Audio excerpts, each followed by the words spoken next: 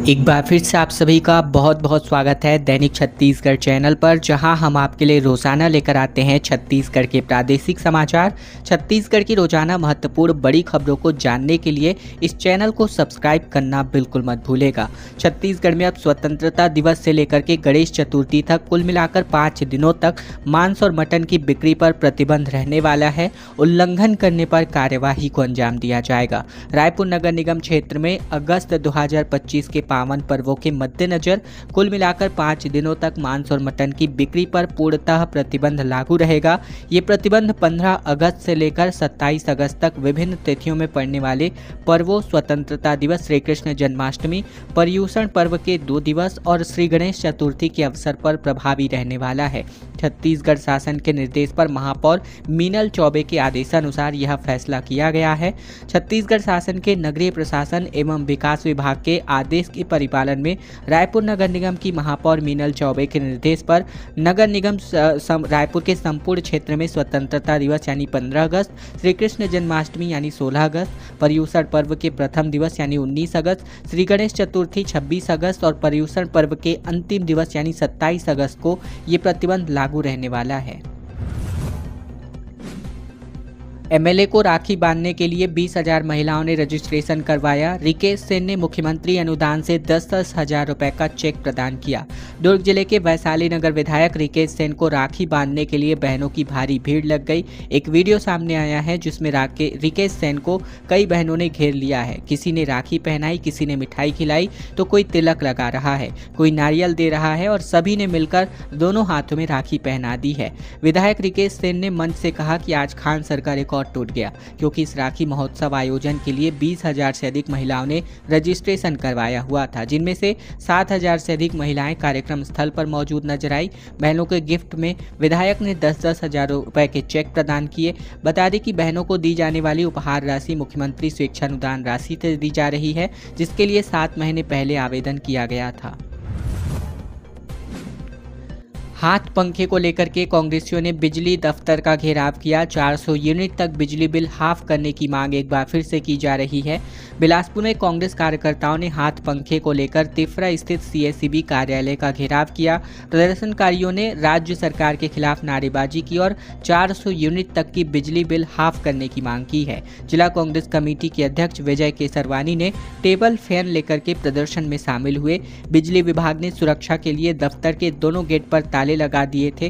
Gate पर बड़ी संख्या में पुलिस बल की मौजूदगी नजर आई। प्रदर्शन में तखतपुर, बिल्हा, मस्तूरी, बेलतरा और बिलासपुर से कांग्रेस के कार्यकर्ता सम्मिलित हुए और इसमें प्रदेश पदाधिकारी, महिला कांग्रेस, युवा कांग्रेस, सेवा दल और एनएसयूआई समेत अन्य संगठनों के पदाधिकारी भी मौजूद नजर आए। 13 से लेकर 15 अगस्त तक घरों और प्रतिष्ठानों पर तिरंगा फहराया जाएगा। भाजपा कार्यकर्ताओं के द्वारा भाजपा ने हर घर तिरंगा अभियान के अंतर्गत प्रदेश के तकरीबन 50 लाख स्थानों पर तिरंगा फहराने का लक्ष्य रखा है। घरों और प्रतिष्ठानों पर 13 से लेकर 15 अगस्त तक तिरंगा फहराया जाएगा।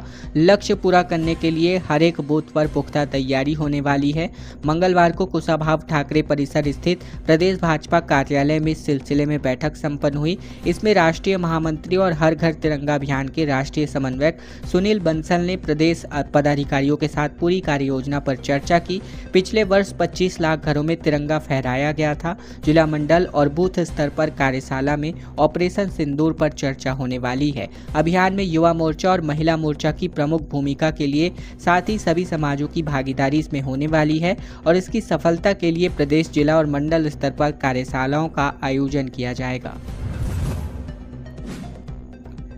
छत्तीसगढ़ में अब जाकर आखिरकार 5,000 पदों के शिक्षक भर्ती के लिए लोक शिक्षण संचालनालय ने संशोधित प्रस्ताव जो है सरकार को भेजा है। हरी झंडी मिलने के बाद यहां पर इस प्रस्ताव पर मुहर लगाई जा सकती है। छत्तीसगढ़ में 5,000 शिक्षक भर्ती के लिए लोक शिक्षण संचालनालय ने स्कूल शिक्षा सचिव को संशोधित प्रस्ताव भेजा है।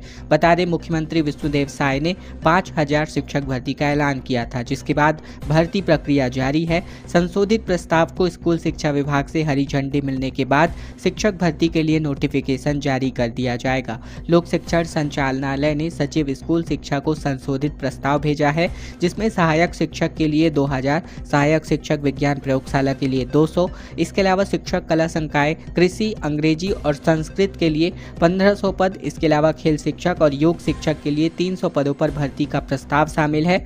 वहीं व्याख्याता, अंग्रेजी, गणित, भौतिक, रसायन, जीव विज्ञान, वाणिज्य, संस्कृत, कंप्यूटर और कला समूह के लिए 1000 पदों की संख्या शामिल है।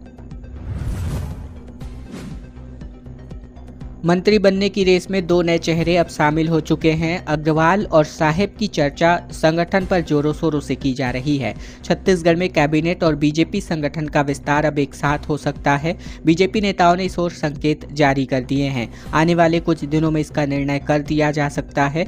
मुख्यमंत्री विष्णुदेव साय के दिल्ली प्रवास से लौटने के बाद अब मंत्रिमंडल के लिए 2 नए नामों की चर्चा काफी तेज हो रही है। मंत्री बनाने की रेस में एमएलए राजेश अग्रवाल और साथी आरंग से विधायक गुरु खुशवंत साहब का नाम जुड़ चुका है। इसके पहले सीनियर विधायक अमर अग्रवाल, गजेंद्र यादव का नाम चल रहा था। अभी देखना ये होगा कि किसको साय संगठन में जगह मिल पाएगी। सीएम विष्णुदेव साय समेत बीजेपी के प्रदेश अध्यक्ष भी इस संबंध में बयान जारी कर चुके हैं। बताया जा रहा है कि इसी माह नियुक्तियों का सिलसिला चलेगा। कार्यकर्ताओं को सौगात देने वाली लिस्ट बन चुकी है और बस जारी होना ही बाकी है। छत्तीसगढ़ में 3000 हेक्टेयर में दुर्लभ खनिज मिलने की संभावना तेज हो चुकी है। महासमुंद में निकल, क्रोमियम और प्लेटिनम की 700 मीटर चट्टान यहां पर पाई गई है। दुर्लभ खनिजों की खोज को लेकर एक अच्छी खबर है। विदेश से मंगाए जाने वाले दुर्लभ खनिज निकल, क्रोमियम और प्लेटिनम अब महासमुंद के भालूकोना, जामनी डीह में मिलने वाला है। देश में पहली बार इसके मिलने की पुष्टि हो चुकी है। लंबे समय से चल रहे भारतीय भूवैज्ञानिक सर्वेक्षण ने 2022 में 3000 हेक्टेयर में इसके होने की संभावना जताई थी। इसके बाद 6 मार्च 2023 में हुई नीलामी में messrs Deccan gold mining limited यानी डीजीएमएल को यहां की खदान की आवंटित की गई और कंपनी ने हाल ही में रिसर्च वर्क शुरू किया है, जिसमें भूवैज्ञानिक मैपिंग, रॉक चिप सैंपलिंग, इसके अलावा ड्रोन आधारित मैग्नेटिक सर्वेक्षण और इंड्यूस्ड पोलराइजेशन यानी आईपी शामिल है। सर्वेक्षण करने पर लगभग 700 मीटर की लंबी खनिजीकृत पट्टी यहां पर पाई गई है। कुम्हारी टोल प्लाजा को बंद करने पर अब फैसला 2026 के बाद लिया जाएगा। केंद्रीय मंत्री नितिन गडकरी ने कहा कि दुर्ग रायपुर बाईपास पूरा होने के बाद इस पर विचार किया जाएगा। रायपुर के सांसद बृजमोहन अग्रवाल द्वारा कुम्हारी टोल प्लाजा को बंद करने की मांग को लेकर केंद्रीय सड़क परिवहन मंत्री नितिन गडकरी ने अपनी प्रतिक्रिया जारी की है। गडकरी ने कहा कि कुम्हारी टोल प्लाजा को नियमों के तहत बनाया गया है और यहाँ फिलहाल ज़्यादा ट्रैफिक जाम नहीं होता। फिर भी ट्रैफिक को और आसान बनाने के लिए यहाँ multi lane free flow system लगाया जाएगा, जिससे गाड़ियों को बिना रुके आगे बढ़ाया जा सके। इसके लिए सफ़र तय करने का समय और पेट्रोल डीजल की खपत भी कम होगी। गडकरी ने कहा कि 2026 में इस पर विचार किया जाएगा। गडकरी ने बताया कि 92 किलोमीटर लंबा दुर्ग रायपुर औरंगाबाद बाईपास का काम चल रहा है। ये बाईपास जून 2026 तक पूरा हो जाएगा। जब यह बाईपास चालू होगा उसके बाद कुम्हारी टोल प्लाजा को बंद करने पर विचार किया जाएगा। बता दें कि सांसद बृजमोहन अग्रवाल ने केंद्र सरकार से ये टोल बंद करने की मांग की थी, क्योंकि इससे स्थानीय लोगों को भारी असुविधा हो रही थी और टोल की वैधता पर भी लगातार सवाल उठाए जा रहे थे। बिजली बिल हाफ योजना बंद करना गरीबों पर सीधा हमला। इसके खिलाफ अब प्रदेश की सभी जिला मुख्यालयों पर कांग्रेस आज प्रदर्शन कर सकती है। बिजली दफ्तर के बाहर पुतला दहन का कार्यक्रम आयोजित किया जा सकता है। बिजली बिल हाफ योजना में कटौती के खिलाफ आज प्रदेश भर में जिला मुख्यालयों में पुतला दहन का आंदोलन जो है कांग्रेस करने वाली है। आंदोलन से पहले रायपुर के गांधी मैदान स्थित कांग्रेस भवन में शहर और ग्रामीण जिला कांग्रेस कमेटी ने एक संयुक्त पत्रकार वार्ता आयोजित कर भाजपा सरकार पर हमला बोला है। पूर्व मंत्री सत्यनारायण शर्मा ने कहा कि कांग्रेस सरकार ने बिजली बिल हाफ योजना लागू कर 400 यूनिट तक छूट देकर 44 लाख से अधिक उपभोक्ताओं को राहत दी थी, लेकिन भाजपा ने यह योजना लगभग समाप्त कर दी है। भाजपा गरीबों के अधिकारों को छीन रही है। हम सड़क से लेकर सदन तक कार्यवाही कर इस लड़ाई लड़ेंगे। इस पत्रकार वार्ता में पूर्व मंत्री सत्यनारायण शर्मा, पूर्व राज्यसभा सांसद छाया वर्मा और पूर्व महापौर प्रमोद दुबे, शहर कांग्रेस के अध्यक्ष गिरीश दुबे और कांग्रेस के ग्रामीण कांग्रेस अध्यक्ष उधो राम वर्मा उपस्थित नजर आए। भूपेश की मनी लॉन्ड्रिंग एक्ट को चुनौती देने के मामले सामने आ रहे हैं और अब 11 अगस्त को इस पर सुनवाई हो सकती है। बता दें, बघेल ने कहा कि जिसके खिलाफ एनबीडब्ल्यू वो खुलेआम घूम रहा है। पूर्व मुख्यमंत्री भूपेश बघेल की प्रवर्तन निदेशालय के मामलों को लेकर सुप्रीम कोर्ट में लगाई गई अब याचिका पर सुनवाई 11 अगस्त को होने वाली है। मनी लॉन्ड्रिंग एक्ट की धारा 44 को चुनौती दी गई थी। भूपेश बघेल की ओर से सीनियर एडवोकेट कपिल सिब्बल ने अपना पक्ष रखा और अब यह मामला सोमवार को एक बार फिर से दोबारा सुना जाएगा। इस केस की सुनवाई कर रही पीठ में जस्टिस सूर्यकांत, जस्टिस उज्जवल भुइयां और जस्टिस एनके सिंह का नाम शामिल है। सुनवाई के दौरान जस्टिस सूर्यकांत ने स्पष्ट किया कि हम पहले प्रारंभिक आपत्तियों को सुनेंगे और उसके बाद उन पर जवाब सुना जाएगा और फिर हम मेरिट्स यानी कि मामले के गुण और दोष के आधार पर आएंगे, सभी चरणों को पूरा करेंगे। महिला ने कहा कि मसीही समाज ने धर्मांतरण के लिए मुझे बरगलाया। शक्ति में 35 आदिवासी परिवारों की हिंदू धर्म में वापसी कराई गई। जूदेव ने पैर धोकर इनके वापस धर्म में वापसी कराई। छत्तीसगढ़ में धर्मांतरण और धर्मांतरण विवाद के बीच शक्ति जिले में ईसाई धर्म अपना चुके तकरीबन 35 परिवारों ने अपनी घर वापसी कराई है। बीजेपी नेता और अखिल भारतीय घर वापसी संगठन के प्रमुख प्रबल प्रताप सिंह जूदेव ने पैर धोकर सहसम्मान इनका सनातन धर्म में वापसी कराया। ये सभी सपरेली और आसपास के गांव के रहने वाले हैं। घर वापसी करने वाली महिला ने कहा कि मसीही समाज ने धर्मांतरण के लिए मुझे बरगलाया और अब मैं अपने पूर्वजों के धर्म से जुड़ रही हूं। बीजेपी नेता प्रबल प्रताप सिंह जूदेव ने बताया चर्चा के दौरान और कहा कि वर्तमान में माहौल में अब उन धर्मांतरण और मतांतरण कराने वाले एजेंटों के लिए ये एक बड़ा संदेश है। खबरों में आगे बढ़े इसके पहले अगर आपने इस चैनल को अभी तक से सब्सक्राइब नहीं किया है, आश्वस्त हो जाइए कि आपने इस चैनल को सब्सक्राइब कर लिया हो ताकि छत्तीसगढ़ की रोजाना महत्वपूर्ण खबरों को लगातार अपडेट्स को हम आप तक बिना किसी रुकावट के पहुंचा सके। तो इस चैनल को सब्सक्राइब करना बिल्कुल मत भूलेगा। छत्तीसगढ़ के पूर्व डिप्टी सीएम टीएस सिंहदेव के पैलेस में चोरी की वारदात को अंजाम दिया गया। पीतल की 15 किलो वजनी हाथी की मूर्ति गायब हो गई। पीछे के रास्ते से चोर घुसा और सीसीटीवी कैमरे में ये पूरी वारदात कैद हुई है। छत्तीसगढ़ के पूर्व डिप्टी सीएम टीएस सिंहदेव के निवास में चोरी हुई है। सरगुजा पैलेस परिसर से लगे कोठी घर में रविवार को यानी 3 अगस्त के रात 1 बजे चोर अंदर घुसा। बदमाश पीतल से बनी हाथी की मूर्ति चुराकर भाग गया। ये घटना सीसीटीवी कैमरे में कैद हो गई है। पूरा मामला कोतवाली थाना क्षेत्र का है। वीडियो में स्पष्ट तौर पर देखा जा सकता है कि एक अज्ञात युवक परिसर में चोरी कर वापस जाता दिखाई दे रहा है। चोर पीछे के रास्ते से आया था। मूर्ति का वजन तकरीबन 15 किलो से ज्यादा का था। 50-50 फॉर्मूले पर डिप्टी कलेक्टर बनेंगे तहसीलदार। सरकारी गाड़ी मिलेगी, राजपत्रित का दर्जा भी इनको मिलेगा। बिना जांच के निलंबन नहीं होगा। 10वें दिन अब हड़ताल खत्म हो गई है। छत्तीसगढ़ में नायब तहसीलदारों ने अपनी हड़ताल अब खत्म कर दी है। 28 जुलाई से 17 सूत्री मांगों को लेकर इनका आंदोलन किया जा रहे थे।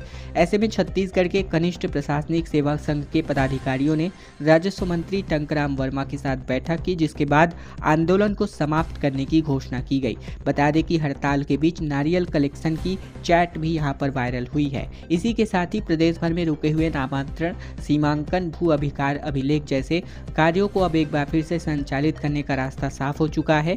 राजस्व मंत्री ने बैठक में कहा कि राजस्व विभाग शासन की रीढ़ है। अधिकारियों की भूमिका महत्वपूर्ण है। इनकी समस्याओं का समाधान प्राथमिकता पर किया जाएगा। कांस्टेबल की भर्ती परीक्षा के लिए नोटिफिकेशन जारी हो चुका है। 27 अगस्त फॉर्म भरने की आखिरी डेट है। 8 सितंबर को एडमिट कार्ड दिया जाएगा। व्यापम 14 तारीख को लिखित परीक्षा आयोजित किया जा रहा है। छत्तीसगढ़ व्यापम की ओर से जिला पुलिस बल में कांस्टेबल के पदों के लिए नोटिफिकेशन जारी कर दिया गया है। लिखित परीक्षा के लिए ऑनलाइन आवेदन करने के लिए लिंक ओपन कर दी गई है। लिखित परीक्षा 14 सितंबर को ली जाएगी। कैंडिडेट 27 अगस्त को शाम 5 बजे तक फॉर्म भर सकते हैं। प्रवेश पत्र 8 सितंबर को जारी कर दिया जाएगा। ऑनलाइन आवेदन भरने में किसी भी प्रकार की कोई दिक्कत होने पर कार्य दिवसों में सुबह 10 से लेकर शाम 5:30 बजे तक यानी कार्यालयीन समय के बीच आप इस नंबरों पर संपर्क कर सकते हैं। इसके अलावा छुट्टी के दिन मोबाइल नंबर 8269801982 पर समय सुबह 10 से लेकर 6:30 बजे तक संपर्क किया जा सकता है। अभ्यर्थी सीजी व्यापम की ऑफिशियल वेबसाइट पर जाकर अपना फॉर्म सबमिट कर सकते हैं। रायपुर रेल मंडल में 31 स्टेशनों पर लगाया जाएगा 65 ATVM। मैनुअल टिकट काउंटर पर लोड कम करने के लिए 1 करोड़ का खर्च होने वाला है। रायपुर रेल मंडल के स्टेशनों पर मैनुअल टिकट काउंटर पर लोड कम करने के लिए रेलवे तकरीबन 1 करोड़ खर्च करके 65 नई ऑटोमेटिक टिकट वेंडिंग मशीनें लगाने वाली है। इसके लिए रेलवे कागजी कार्यवाही शुरू कर चुकी है। अलग अलग डिपार्टमेंट में खर्च करके ब्यौरा मांगा जा रहा है। डिटेल्स मिलने के बाद ग्राउंड पर काम करना शुरू कर दिया जाएगा। वर्तमान में 11 स्टेशनों पर ही 19 ATVM की मशीनें की सुविधा मिल पाई है। ऐसे में नई मशीनों के इंस्टॉलेशन की वजह से रेलवे ने तकरीबन 31 स्टेशनों की शॉर्ट लिस्ट तैयार की है। सभी 65 मशीनों को निजी हाथों में सौंपा जाएगा और इसके लिए NST डिपार्टमेंट, इलेक्ट्रिकल, ENG समेत अन्य डिपार्टमेंट से लगने वाले खर्च का डिटेल मांगा गया है। कांग्रेस नेता ने EE से कहा कि काम कराओ वरना जूते खाओगे। कहा इतने पढ़ेंगे कि गंजे पैदा होंगे बच्चे। दरअसल छत्तीसगढ़ के सरगुजा में कटनी और गुमला नेशनल हाईवे 43 पर खराब सड़क को लेकर कांग्रेस ने चक्का जाम करके प्रदर्शन किया। इस दौरान भड़के कांग्रेस के सीनियर नेता और पूर्व निगम सभापति अजय अग्रवाल ने नेशनल हाईवे के EE से कहा कि काम कराओ नहीं तो इतना जूता खाओगे कि बच्चे गंजे पैदा होंगे। दरअसल अंबिकापुर रायगढ़ मार्ग पर भारत माता चौक से लेकर लुचकी घाट के नीचे तक सड़क पूरी तरीके से टूट चुकी है।